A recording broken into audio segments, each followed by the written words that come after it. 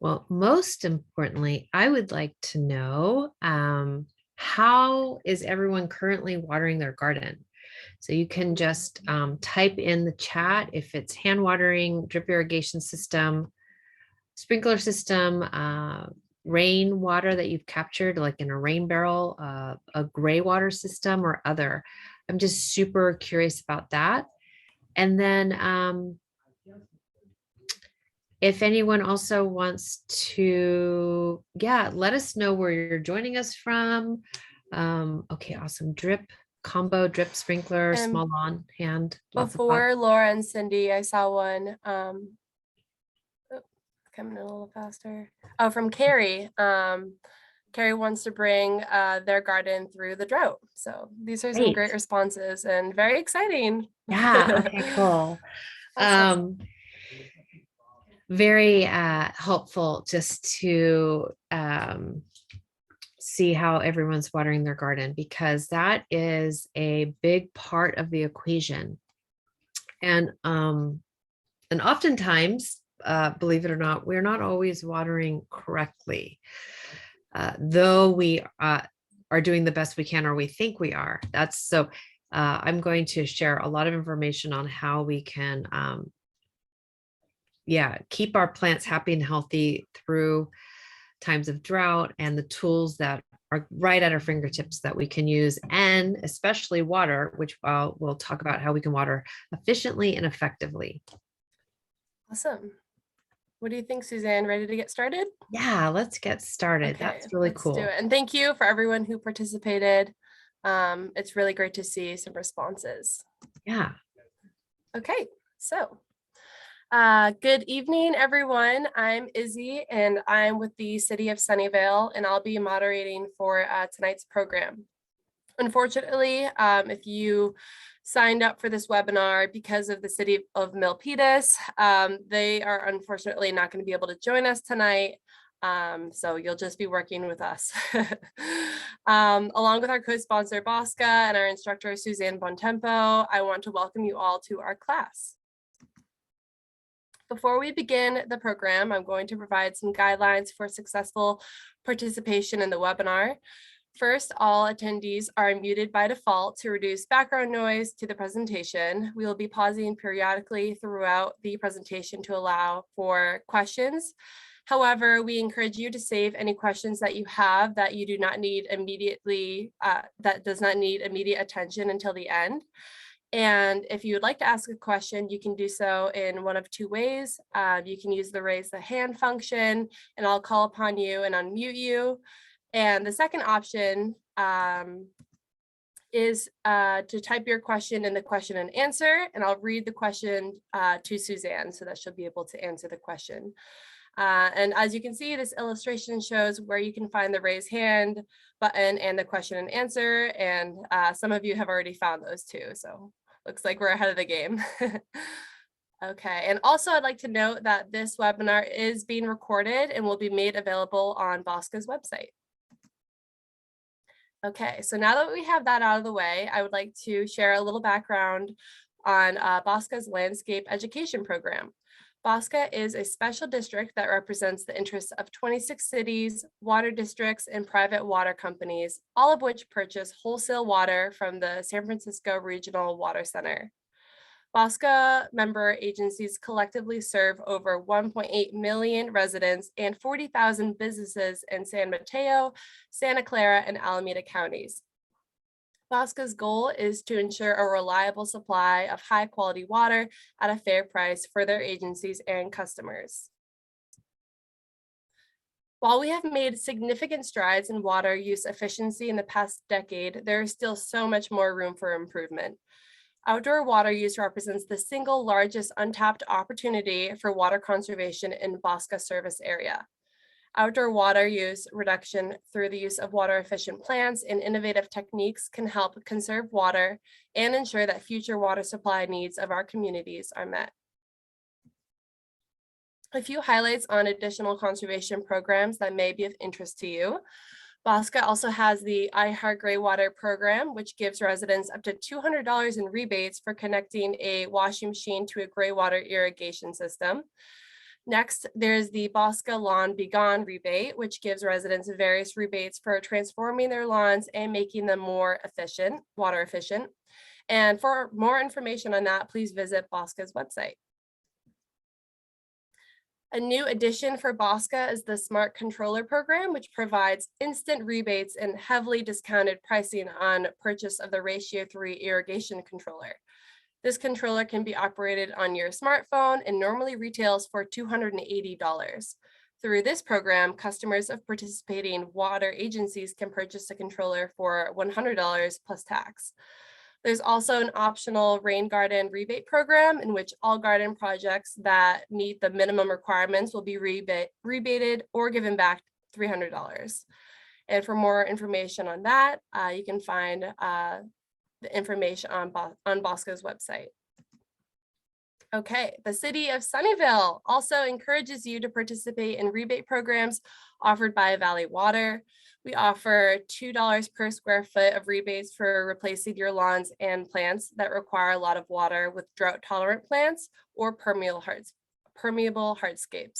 We also offer up to $200 in rebates for properties that connect a closed washer to a gray water irrigation system. And in order to qualify for these programs, please make sure you apply first. It's a very common mistake that residents get super excited about the rebates, which is awesome, but they forget that they have to apply ahead of time, and we want to make sure that you get your rebates. Also, if you're looking for compost, you can stop by the Sunnyvale Smart Station Monday through Sunday, 8 a.m. to 5 p.m. with your own shovel and container. And here are some rebates from MILP, similar idea for landscape rebate programs. You can earn up to $4 per square foot for replacing water intensive landscapes. Same with the gray water rebate system, up to $400 for installing a gray water system. And also to save water in Milpitas with the Water Smart. Water Smart allows you to monitor your water use with real-time readings for your smart water meter, detect and check if you have potential leaks, investigate why your water bill seems higher than usual, and learn more about how you can save water at home.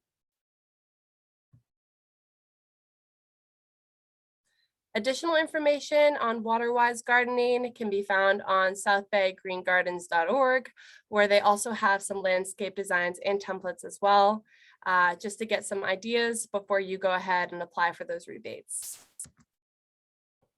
The Water-Wise Gardening website provides resources to support residents in water-efficient landscape renovations and management. Resources include gallery of gardens with plants identified, plant selection tools, and even a watering calculator. If you enjoyed tonight's webinar, please join us for more upcoming workshops. You can register for these webinars at bayareaconservation.org. And as you can see from this list here, Bosca has put together a bunch of different awesome topics where you can learn new skills and a variety of techniques. So please check out their website if you're interested. All right, and now I have the honor of introducing Suzanne Bontempo. Suzanne has worked as an environmental educator and integrated pest management advocate. She's the owner of Plant Harmony and program coordinator for Our Water, Our World. She was recognized for excellence in her field, winning a 2013 Integrated Pest Management Innovators Award.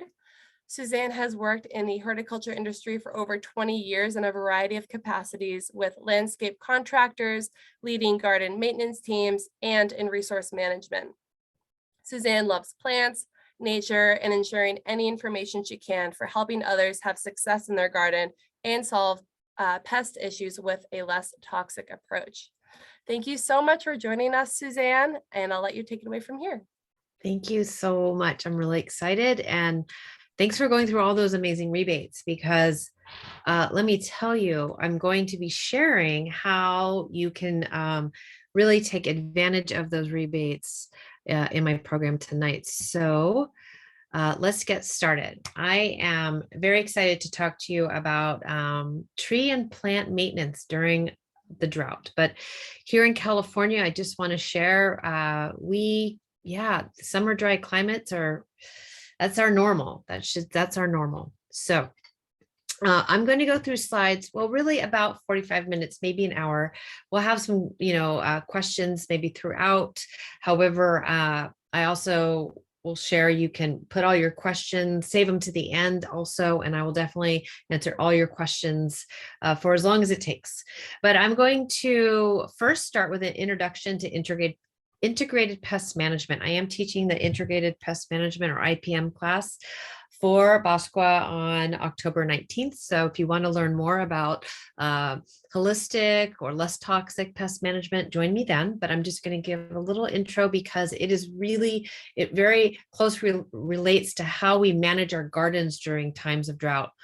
I'm going to briefly talk a little bit about gardening in California and then dive into how plants react during times of drought, and then how we could set our gardens up for success. And that's with plant selection, how to water efficiently, building healthy soil, garden maintenance, and then a few other things to consider. So integrated pest management.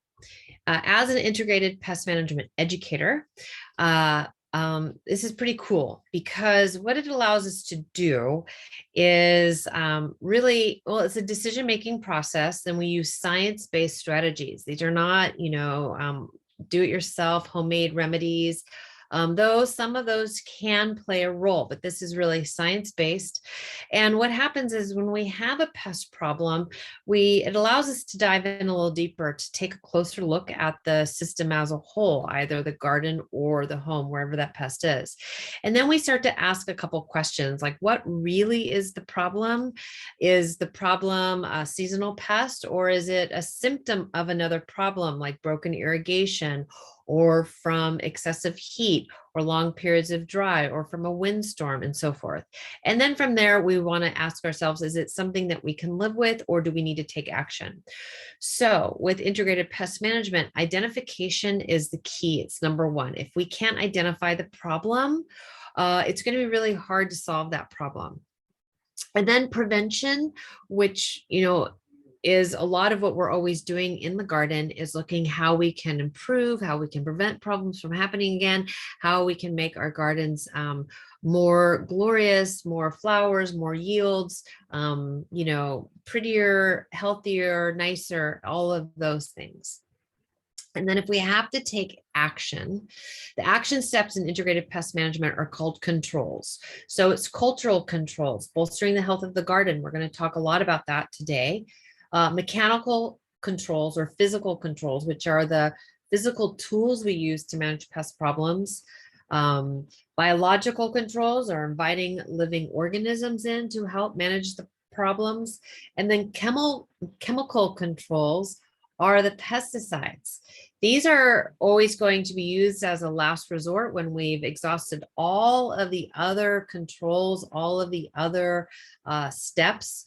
And then we're always going to use the least toxic pesticide available, and we're always going to use it very strategically and very specifically. So gardening in California. So here in California, we are accustomed to many months with little precipitation, which is normal. It's normal for Santa Clara County and throughout most of the state. So what we see here in this graph that I'd like to point out is that when we get rain, it's typically going to be in that December, January, February, even into March. That's when we're going to get the most precipitation. And then as we get towards July, August, and September, we pretty much are not getting any precipitation, and we're the farthest months away from rainfall. Really looking forward towards October when we can get our first rains to rehydrate the soil and recharge that groundwater. But how is drought any different? So gosh, yeah, how is drought different than just normal California living? Well, when we don't have water for longer periods of time, or when we're getting less rainfall during those key months, is what we've been faced with, we start to see our plants show signs of stress. And so what's really happening is that When a plant is faced with extreme heat or multiple days of water stress or lack of hydration, there are these pores on the leaf tissue and on the plant that are called stomata. And what happens is when the plant is stressed from lack of moisture and excessive heat, it closes those pores, it closes the stomata in the leaves to reduce any moisture loss. So it really wants to hold on to all that moisture. And so what happens is that as a result, with the stomata closed, with those pores closed, the plant does not absorb the carbon dioxide it needs to photosynthesize. So it's not able to create food for itself. I can also share that lack of water limits that plant's ability to move food and essential minerals around its vascular system. This also is going to limit the plant's ability to grow and develop. So what we see are signs of stunted growth, chlorotic leaves, leaf drop, thinning crown, poor root shoots, poor root structure. We're going to see smaller yields of our food crops. We're going to see less flowers. We're going to maybe even see less leaves developing on the plant. And then for trees and larger shrubs, because they're larger and these signs might develop, these symptoms might show up a little bit. It'll take longer for them to show these signs. It could take a number of years to recover from a severe drought. First, even showing us their stress and then years to recover. During times of extreme heat, we also see sunburn. And its sunburn on plants is called sun scald.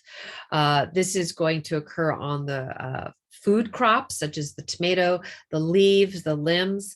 And I will share today, I was in the park walking my dog, and I saw a not very old redwood tree. It was only maybe about 20, 25 feet tall. So maybe it's about 8 years old, 10 years old. And the whole southern side of the tree was just scorched. And that was from that heat wave we experienced last month. So very interesting to see that. Also, when plants are water stressed, they produce fewer defense compounds, which makes them more susceptible to pests. Common pests that we see during extreme heat or drier conditions will be whiteflies, thrips, spider mites, powdery mildew. These are going to be really common. And then nutrients may also be more concentrated in like maybe the leaves of the plant, or the newer flush of growth, which will be more attractive to these pests as well. So remember how I said the nutrients won't really be moving through the vascular system with as much ease. So that's really what's happening. And then also sometimes with warmer temperatures, we can see an accelerated pest reproduction cycle. So those rates can accelerate and actually outnumber some of the beneficial insects that will actually prey on them. Okay, I always like to make sure I'm covering all the bases.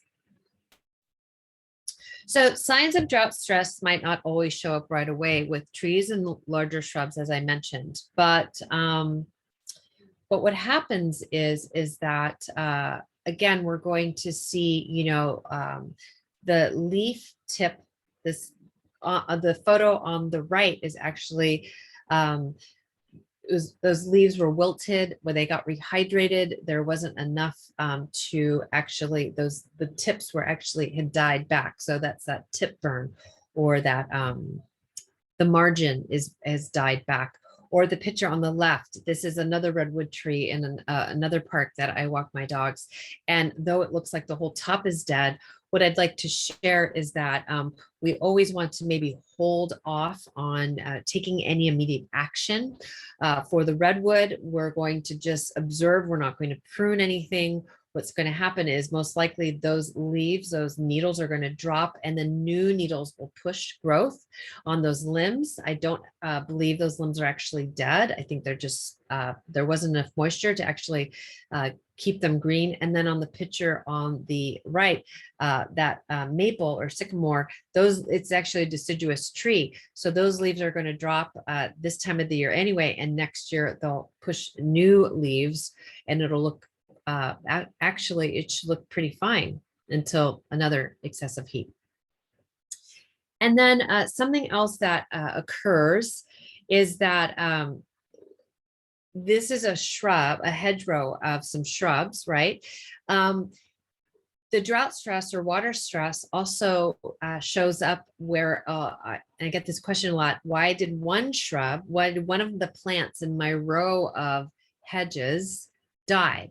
This actually is the two on the far left, one in the middle, maybe two in the middle, and then at the far right, and then the middle left, they're green and alive. So sometimes what happens is that it isn't consistent. It's not all of the plants dying at the same time. One is dying and the other ones are alive. And this could be a number of factors. It could be the irrigation maybe wasn't set up properly, or maybe there was a grade, so the water is all moving towards one section of plants. Maybe one plant was buried a little bit deeper than the others. Maybe there's some gopher activity. There's a lot of reasons why one plant or a few plants in a hedgerow would die when all of the plants are the same species. But in this case, I can share that this was from water stress, either from the irrigation system not being set up properly, and in combination with the significant heat and drought conditions that we've been faced with. But stresses also occur from other factors as well. So what we always want to look at is, are the plants getting what they need? And have we planted our plants in the best location for them? Are they in the right place? So in this situation, this is more of an urban environment, which is maybe very similar to a neighborhood or an environment you live in, is we're going to look at soil compaction, and it doesn't necessarily need to be from a bobcat, but it could be from the asphalt driveway or a sidewalk or the street, or maybe the foundation of a house. Limited soil, oftentimes street trees or shrubs planted in median strips or out in the front of near the sidewalk. It's the soil that their root zone is able to access is very limited. And also root disturbance. So if we are putting in a new walkway or driveway and we have to cut some limbs, cut some of those larger roots that are under the soil, that can also, we'll see a lot of damage. And when we are also faced with times of droughts, these plants are already stressed. And so the drought is just, it might be the tipping factor where they are not able to recover, or they're going to show more symptoms.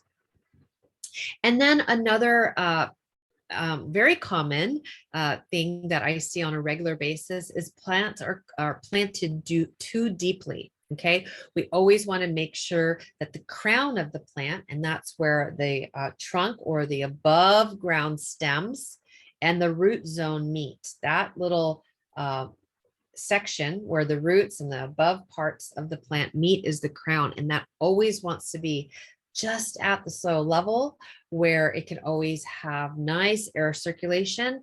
We're not going to cover it with mulch. We're not going to cover it with soil. So that's something that we want to be really mindful of. And in this picture, you can see that the crown was actually buried, and this plant was planted about 3 to 4 inches too deep. All right. So let's now talk about, well, let me ask, have there been any questions that have come up that I can answer before we dive into all the ways we can support our gardens? Talked about all of the negative parts, but now let's talk about all of the tools and techniques that we can use to grow happy, healthy trees and shrubs and plants all around our garden. So when we add plants to our garden, or when we're looking to do a landscape renovation, maybe transitioning our lawn, maybe transitioning some older shrubs that just don't look that great, and maybe that picture I showed you a couple of slides back, we want to grow climate appropriate plants. So we're going to look at California natives, Mediterranean native plants, any plants that are going to adapt to our summer dry climate. And specifically, we want to match plants to the growing conditions of our garden. So we have, a lot of us may recall that we live in a very unique part of the world, California. So we are Mediterranean climate, but much of where we live, especially when there's foothills and a bay or the ocean very close, in close proximity to where we live, we have microclimates. So we want to always match the plants to the microclimates of our garden. Those microclimates are going to include the sun, shade, the heat, the wind, maybe the grade of the soil, the structure of the soil, how water is moving through that soil. These are all things that are going to really dictate the plant material that we want to grow and how healthy and how successful that plant material will grow.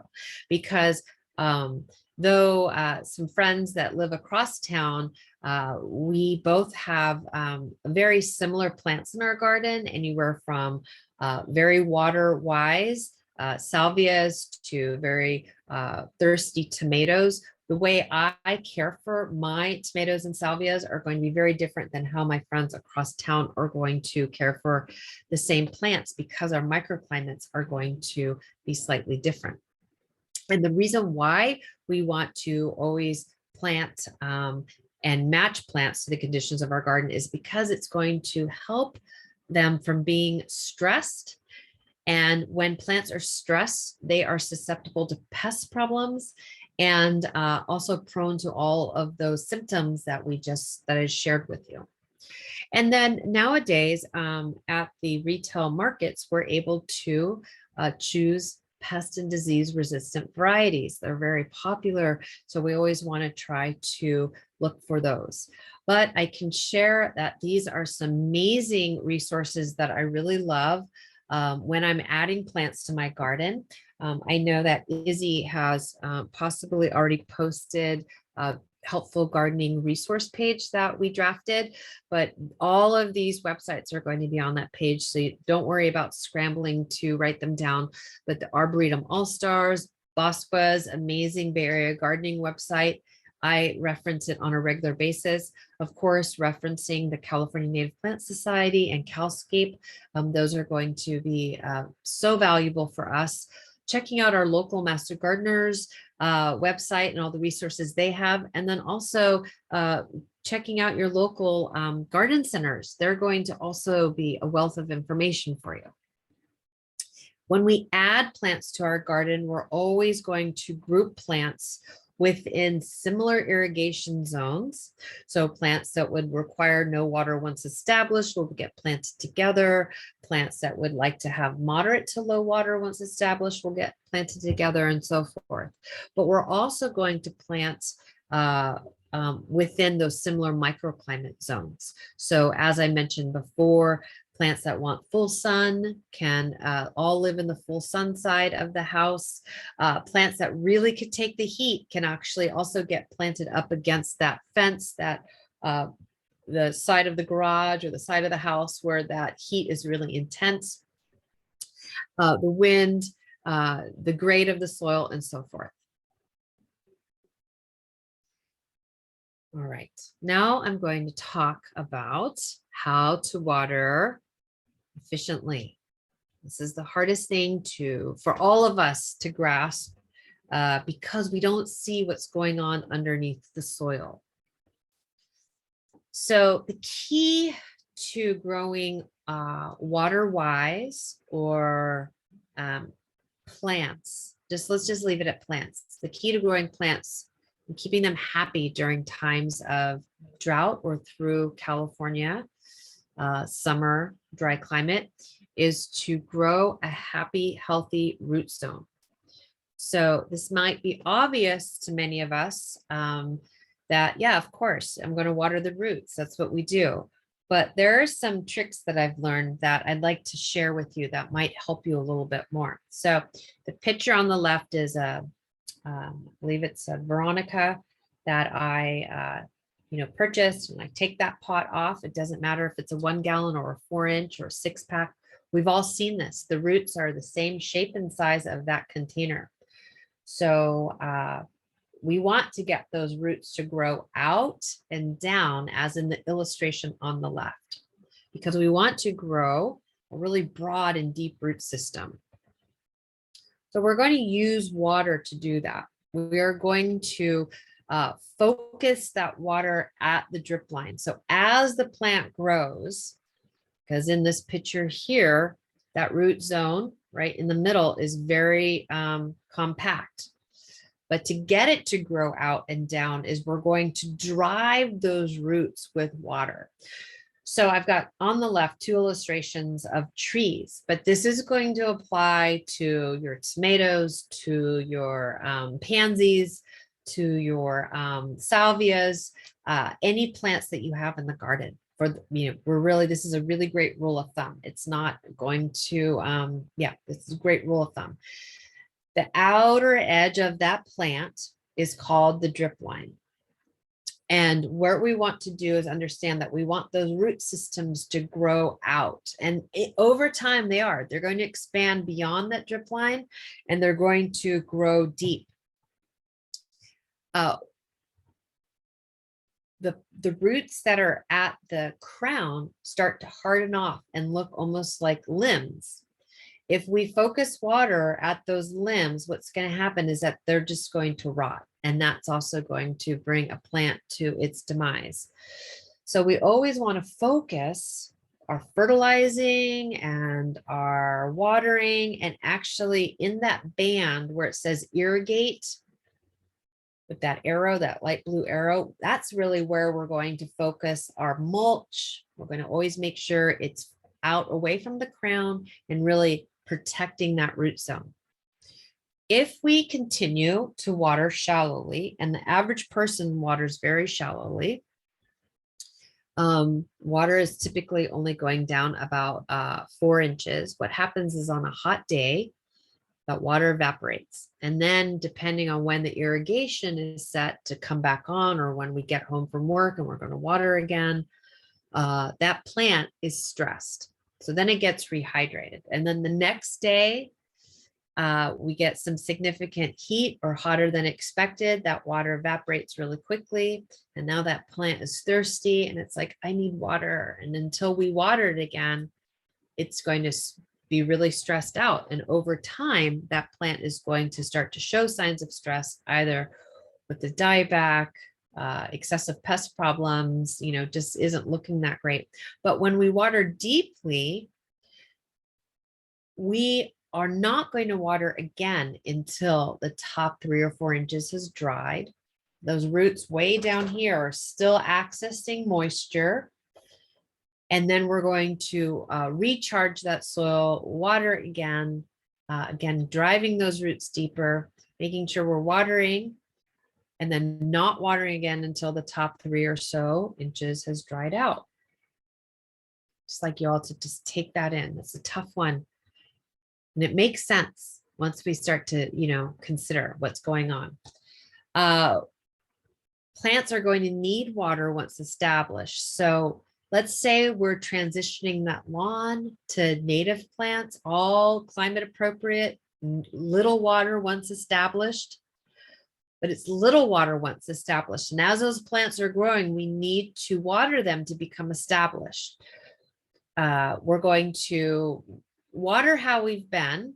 However, if we have an irrigation system, those pop-up sprinklers, there's those rebates that Izzy talked about earlier to convert pop-ups to drip, or to upgrade your irrigation system with that smart controller, please take advantage of these because these are going to save you a lot of money.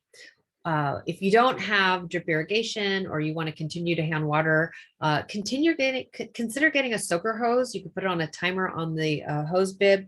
It can also save you a lot of time and money because it's allowing that water to absorb into the soil at a very slow rate. So as I shared, switching to drip is going to be ideal because it is very efficient. It localizes all that water. It really targets the water where we want it to go.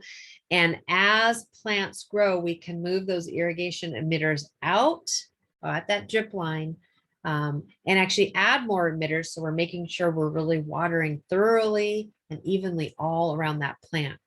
That water is also making direct contact with the soil, so there's going to be less evaporation rate. We want to water. The best time to water is early in the morning when the air and soil is cool. Some water agencies are part of their campaign is watering 8 p.m. to 8 a.m. But as a pest management educator and through the lens of preventing pest problems, I do not advise that at all because I really encourage folks to water at those sunrise hours, that 4 a.m. to 6 a.m.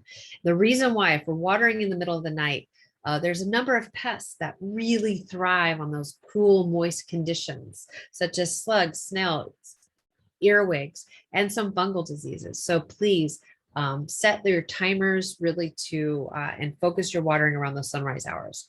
And if you've got clay soil, as I'm sure a lot of you do, we are going to, with an irrigation controller, you're able to set the clock for multiple start times so that you can actually get that water to drive deep without running off. And most importantly, I just want to let you know that these irrigation systems are not set it and forget it. Those folks that have said, oh, my landscaper set the irrigation up 10 years ago when they installed the garden and it's fine. Well, I can assure you it is not fine.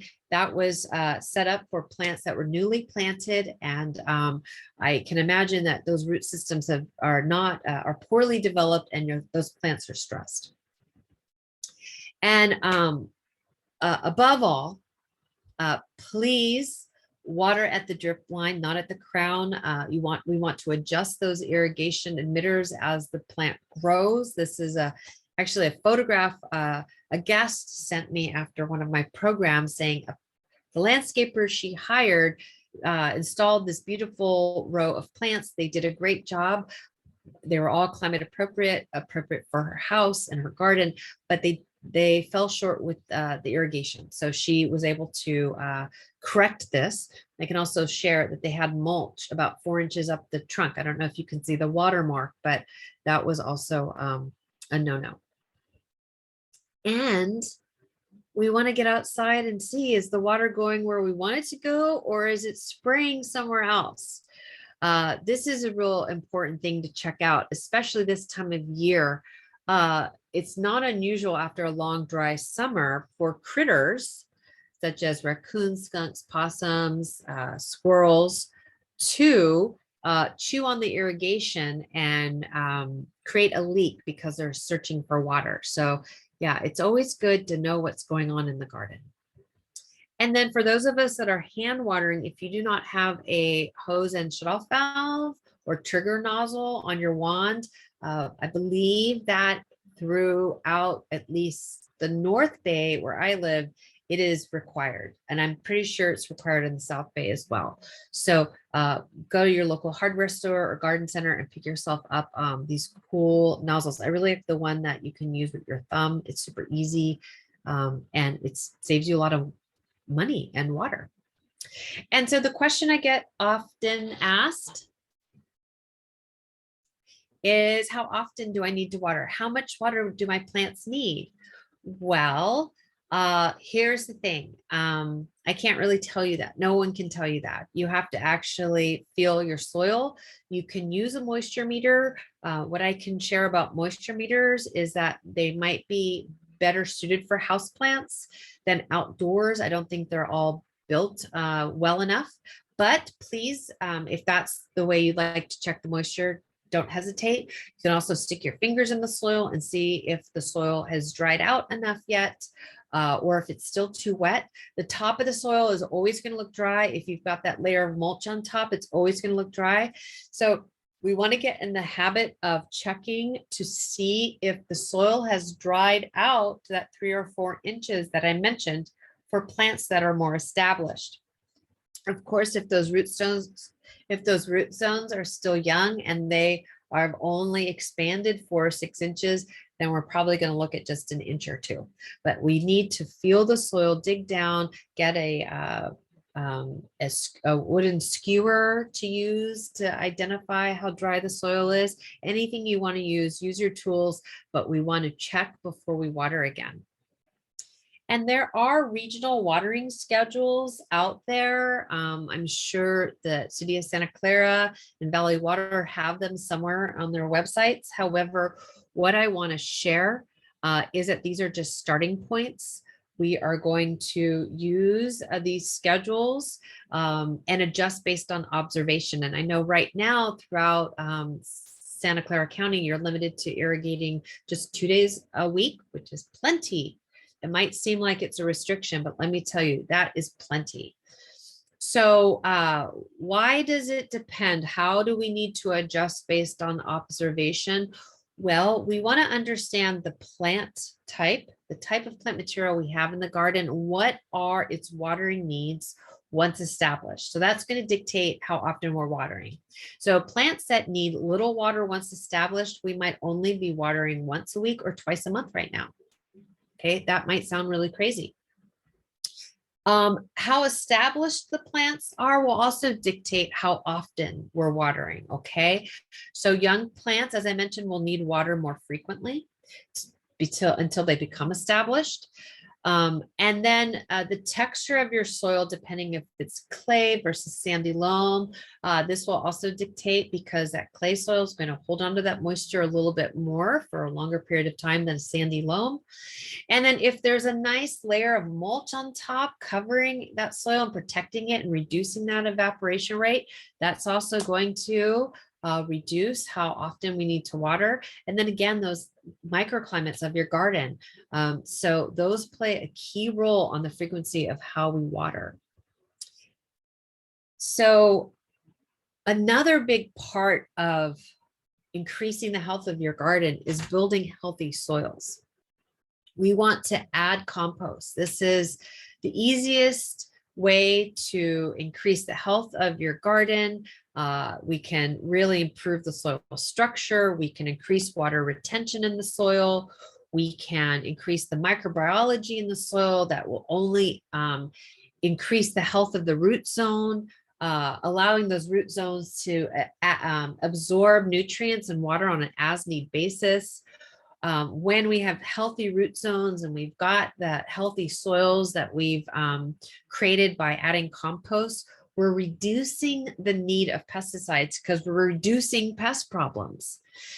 And then we can also, by adding compost, we're fighting pathogens and bad bacteria in the soil as well. How we get soil compost into our soil? Well, we can add it at time of planting, but for existing gardens, we're going to side dress. Remember that root zone, the drip line, that's where we're going to put compost. We could put a nice inch or 2 on top of the soil out at that drip line and then cover it with a nice layer of mulch. We can also top dress around the drip line of plants, or if we've just removed, like I cut down all my tomatoes. I've got this empty bed. I've put some cover crop seeds in, but I'm going to also put like a nice layer of compost on top. So I'm just top dressing, but then we also can make compost tea and get it into the soil that way. Compost reduces water usage. Okay. So by increasing how much water can be held by the soil. Wait, does that even make sense? I don't know. Maybe that's a typo. But the point here is by increasing the organic matter in the form of compost by roughly 5%, we're increasing the soil's water holding capacity. It quadruples. So just share, regardless if you've got clay or sand, it is a win-win. It is going to hold water and moisture in a healthy way. The next point of a healthy garden is we're going to protect that soil with mulch. And mulch for me, what I like to share and my preference is going to be a protective layer of organic material such as wood chips or straw laid on the soil surface. But for some of us that live in fire zones, it's going to be beyond zone 1 in accordance with CAL FIRE recommendations. And if you're not familiar with that, just go to their website. They have a really great graphic and a lot of information. But the reason why mulch is so important is because soil is hydrophobic. When there is no mulch on top of the soil and we've got a lot of heat and sun beating down on that soil gets hard. There's like a crust that is formed. And if we were to go out there, even with a pickaxe, it might be really difficult to penetrate that soil. But when we've got that nice 2 to 3 inch layer of mulch on that soil protecting it, it is now going to allow that water to penetrate into the soil. Without the mulch, that water is just going to run right off as if it was concrete.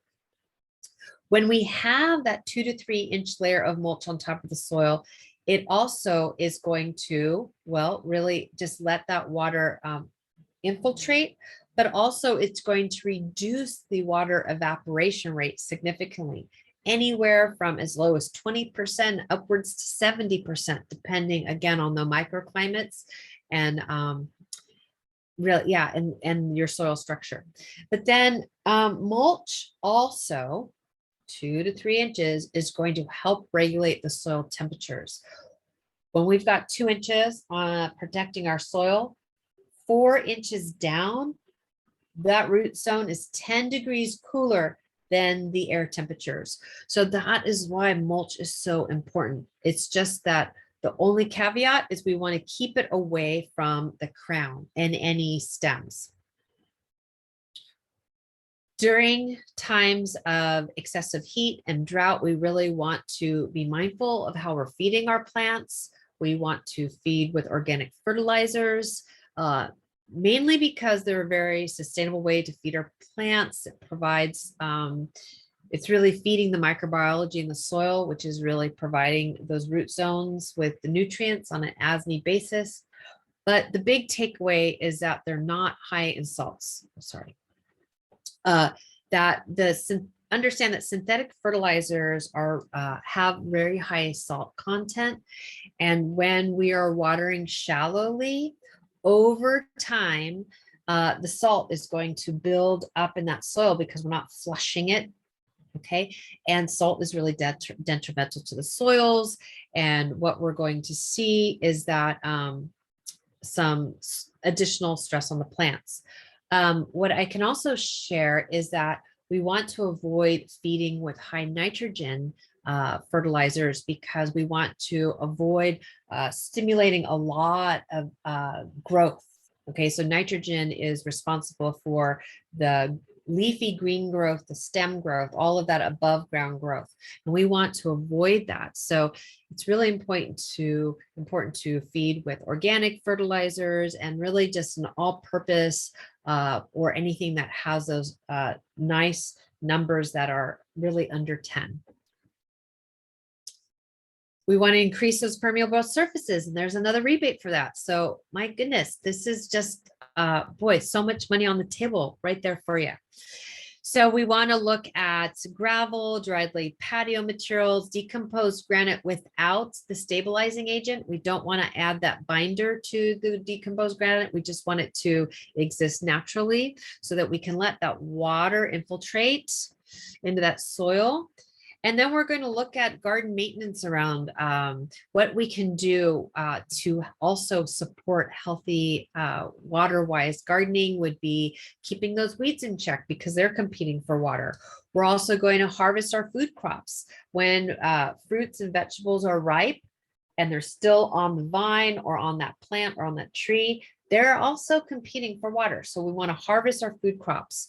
Understand that fungal spores, those spores are going to blow in the wind and they can then contaminate and move to other plants in the garden. So when we have diseases on leaves or on limbs, we want to actually remove those and put them in the municipal waste bin, that green bin, get them off site. We do not want to put them in our home compost systems.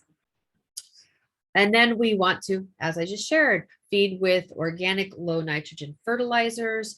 And we're also going to look at planting cover crops to protect that soil in any unplanted garden beds. And I will talk a little bit more. Oh no, I won't be talking more about cover crops tonight, but you can learn about cover crops. They're amazing. Fava beans are my most favorite. You can get the seeds at your local garden center. It's great. But a big part of this is that we want to prune lightly during drought. So I showed you the picture of that redwood tree early on where the limbs look like they're dead, but they really aren't. Or that sun scald on the shrubs and on the tomato. Well, what happens is we want to leave all that plant material as unsightly as it is, because if we were to cut it back, it's just exposing more plants to the sun and they're even less acclimated.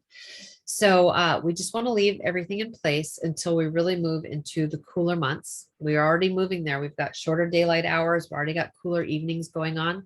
We do want to remove dead limbs that might be harboring insects, insect pests or diseases, but we're only removing what we need to. We want to lightly prune to increase air circulation, to detour pests like whitefly or spider mites, because those really like those warm, cozy conditions. But when we can increase that airflow, we actually reduce those pests. But primarily we want to avoid significant pruning, because when we are doing a lot of big pruning, especially to our trees and shrubs, it causes stress. So we really want to prune these plants when the conditions are ideal, when the plants are the least amount of stress. We also want to protect our plants from sunshine. Believe it or not, our California sun is pretty hot. And even though our plants might like full sun, during times of excessive heat, it's just too much for our plants. So take advantage of shade cloth. What we're looking for is a shade cloth that's 30 to 50% shade. We want to tent it over the plants. We're not draping it to touch the plants, because that just turns into a blanket and retains heat. We want to tent it over, cantilever it over the plant so there's still air circulation, but it's going to really provide nice shade. They're still getting a lot of sun. And then take advantage also of agricultural paints or tree paints, anything that we can paint. It's typically latex paint, 50-50 with water. Anything that's going to be a pale color, a pastel, doesn't matter. It doesn't need to be white. It can be light green or light blue, gray, whatever you've got, but it's going to be 50-50 with water, or it's a proper agricultural paint that you're buying. We are going to paint the trunk of newly planted fruit trees or newly planted ornamental trees, because the canopies have not grown enough to shade that trunk. Okay, so that's why we use these types of paints. And then we're going to also take advantage of some other really cool products that are available on the market, anti-transpirants, which actually work very similar to some lip balm or sunscreen. And what these are they're spray-on products that's like a clear waxy coating. It does break down after about a week, so they do need to be reapplied. But what happens is it protects those plant, the stomata, the pores, the tissue, that leaf tissue. It locks in the moisture. So it prevents that moisture to evaporate out of the plants. And so because of this, the plant is now able to photosynthesize. It's not closing its stomata to lock in moisture because we're doing it for them. This is a perfect tool to help our plants get through times of excessive heat. And this is going to be ideal for plants that are newly planted, or some plants that are still striving to become established. I have a very low water or very water wise ornamental flowering garden bed at the front of my house. And I'll tell you, everything really took hold after the first year, but the Shasta daisies, as tough as they are, really took about 3 years before they became established. And what I mean is, when over the first, second, and this last year, which was their third year, with excessive heat, they would wilt. Now, the wilting was not a sign that they were water stressed. It was a sign that it was just too much heat and they're closing their stomata, and they just needed to wait until the end of the day when things cooled off, and then they would get back and perk back up. Using anti-transpirants would prevent that wilt from happening. But also, another thing to keep in mind is, because I knew my plants were getting watered appropriately, that soil was still moist, I wasn't running out there with the hose to water them just because they looked wilted. Please check the soil before we react when we see our plants in stress. Sometimes it's just how they're going to respond to a hot day. Okay, but there's also these really cool things called hydrogels. They either can be water absorbing polymers, which are little plastic beads. These are synthetic, or they could be natural, 100% biodegradable, derived from plants. So these are non-toxic, moisture retaining soil additives. They will hold 200 times their weight in water and reduce watering by around 50%. We do want to read the label.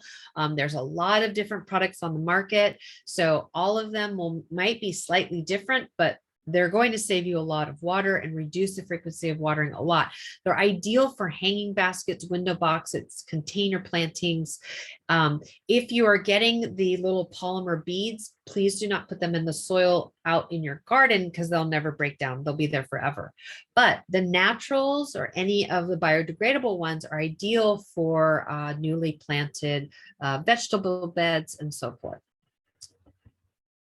All right. So now I'm going to wrap up with a few things to consider. And one of them is, consider capturing rainwater. This is an excellent time to get that infrastructure set up. There is an amazing rebate for it. And I can share that, sometimes these rain catchment systems can be really expensive. I love the picture on the lower left where it's those blue rain barrels where we can daisy chain them together. The top left, actually, this is one of my colleagues. She has the large cisterns daisy chained. Okay, that was a commitment. It took her a number of years because they're expensive. But yeah, that she's totally watering her entire garden without even tapping into the municipal water. 1 inch of rainfall over 1,000 square foot surface, such as your garage or your house or a shed, you can capture over 600 gallons of water. So that is why getting this type of infrastructure set up now before the rains is so important, because if we only get one more rainstorm this year, and I'm sure hoping it's more than just one, but when we get those atmospheric rivers and we get all that rain and it's numbers of inches, we can capture thousands of gallons of water. Consider planting a rain garden or a seasonal creek. Rain gardens are really cool because they actually slow that water, any of that water that's coming off the roof line down the gutter or overflow from the rain barrel can get captured into a garden. It is not a deep basin. It is not a pond. It is a shallow basin that actually captures that water and allows that water to sink down deeply to either recharge deeply rooted plants such as trees and shrubs, or even deeper into the groundwater. And then we plant these with native plants that can thrive in winter wet conditions as well as summer dry conditions. So a few of those plants look like this. These are not by any means the only plants we can choose, but these are really going to be a beautiful selection of some California natives that are going to thrive very well in a rain garden. And again, a rebate for it. Something else to consider, which I love, this is becoming way more mainstream, are laundry to landscape gray water systems. This is not for everyone. There are some specific situations where the washing machine needs to be at grade or higher than the grade of the garden. It's ideal if it's on a shared wall with the outdoors. If your washing machine is in the middle, you can certainly possibly plummet to get outside. It can get a little bit more complicated, but it's an excellent way to water trees and shrubs, fruit trees and vines, because when we're doing our laundry, it's usually a lot of water that's getting discharged at one time, and we can really provide a lot of water to those deeply rooted plants. Again, it's every single load of laundry we do does not have to go out to the garden. It can go back out to the sewer system, what it's doing right now currently, if you don't have the system. So you've got options. And it's really easy and economical to install. Check out that rebate. I know there's going to be a lot of information for how to install it, but you can also learn a lot from graywateraction.org. They wrote the code for plumbing gray water throughout the state of California. Some online resources I like to share is when pest problems do come up, because they will, please know that you've got a lot of support here. Our Water, Our World website has a library of fact sheets that help walk you through some of the common pest problems we'll see around the home and garden. The UCI PM, UC statewide IPM program, their website is a wealth of information. It is a searchable database that just goes on, and you can find out a lot about plant care, life cycles of pest problems, how the active ingredients of pesticides work. But more importantly is this awesome newsletter. This is the current publication, which is dives into drought or disease, a lot of what I spoke about tonight. So check it out. You can go there. You might even be able to scan that QR code with your phone if you have that handy, but just check it out. It's under publications. You can sign up. And then if you do have an insect in the garden that you're not sure of before you react, go to bugguide.net, take a picture of the insect. They can help you identify it. It's pretty cool.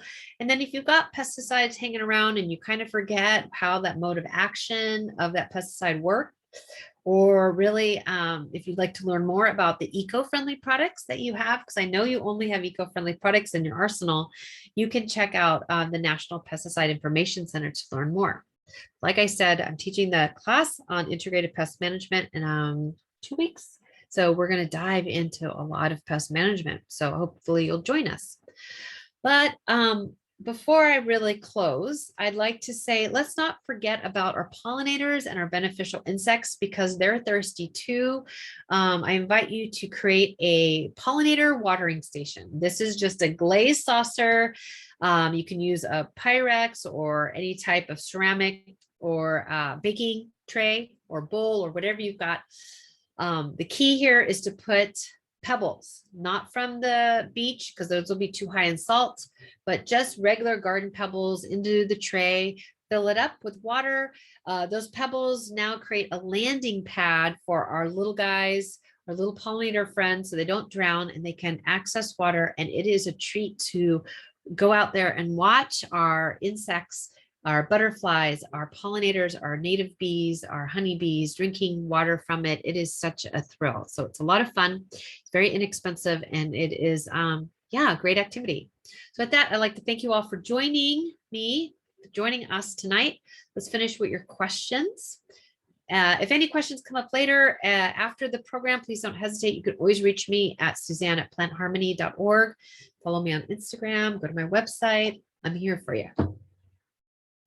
Thank you so much, Suzanne. Oh my goodness, that was a lot of great information, and I took so many notes that great. no, you should see my sheet of paper right now. It's covered. I probably should have brought a blank sheet of paper over, but it's fine. But great idea with the pollinator watering station. I am definitely gonna, make something like that. It's a lot of fun. It really is. And you're just sitting out there and all of a sudden pollinators come up and they're drinking from it. And it's just, you marvel at it, and it's just really Yeah, precious, and it just shows you that there's so much life that's happening all around us, on the micro level. So definitely. Yeah, so if anyone has any questions, now is a great time to ask them. I know I that know Suzanne went over a lot of content, so there's got to be some questions. there is a lot of content. I hope everyone's big takeaway is that uh, to, that plants do need water until they're established, and that we really do want to grow healthy roots. And once those plants are established, they can thrive without the frequency of watering. We still want to provide deep watering, but we don't need to water as often. Awesome. And we do have some questions coming in now. I'm not sure if you can see them, Suzanne, but from Cindy, any different advice for succulents? Oh, great. So there are a number of plants out there that actually are holding moisture either within the above ground plant parts or the below ground plant parts. And succulents are one of those that really has the capability of holding onto a lot of moisture. So again, we're going to always water thoroughly, give them really nice deep watering. But then with succulents, we can go for a longer period of time without watering. So that frequency is going to really be diminished. Now, with that said, I have a lot of succulents in small pots, medium pots, full hot baking sun on my deck.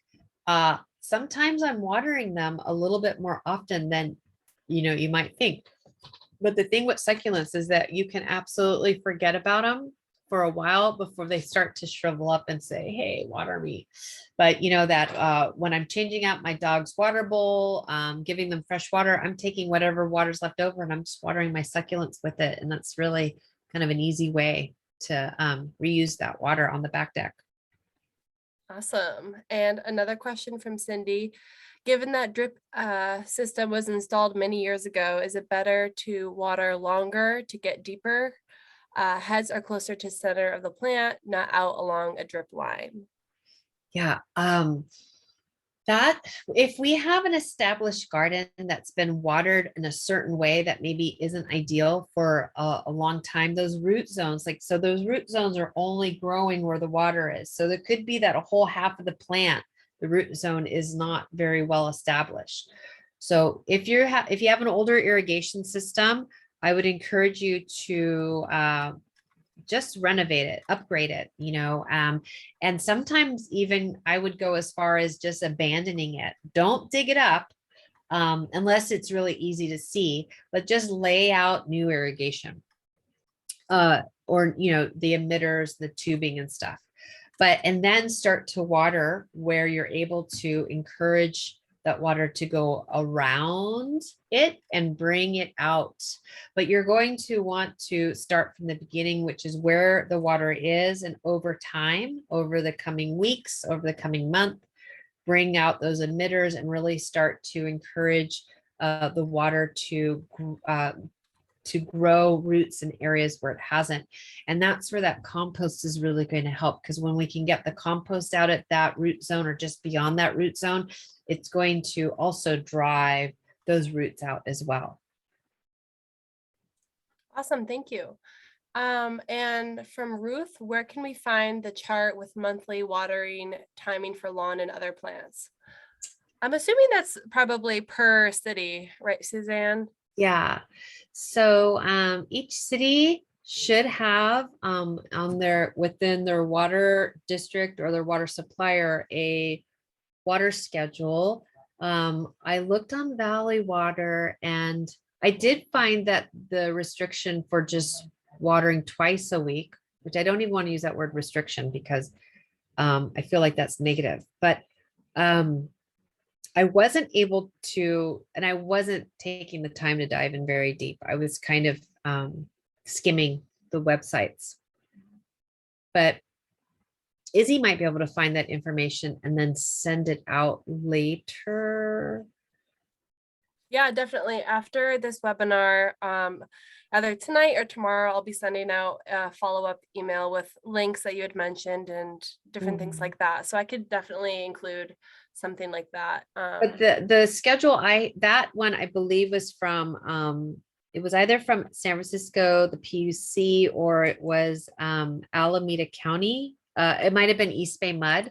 So you're welcome to look at that schedule as well. It's going to be a different, it's going to be, a little bit further north than where you live. But again, it's a starting point and we adjust it according to what we observe in the garden.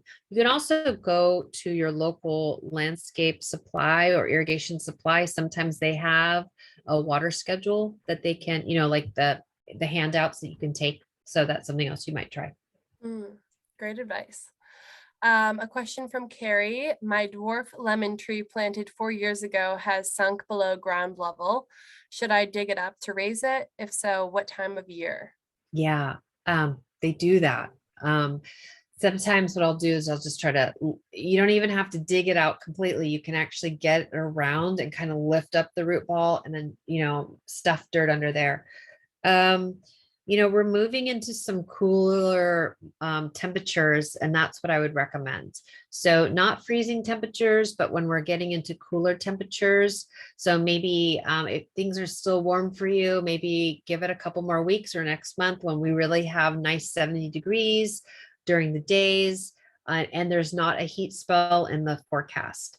And then you're going to add some nice planting mix, maybe some organic fertilizer in addition, and then you're going to water it really well, and you're going to not necessarily treat it as if it was newly planted, but you're going to treat it as if it was planted freshly, maybe about 6 months ago. So you'll be watering it a little bit more than usual or normal.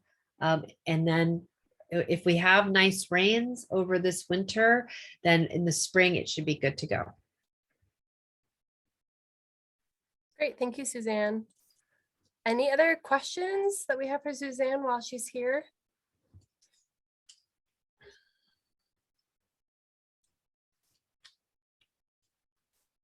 Well, I just really appreciate everyone who's still hanging around. Thank you.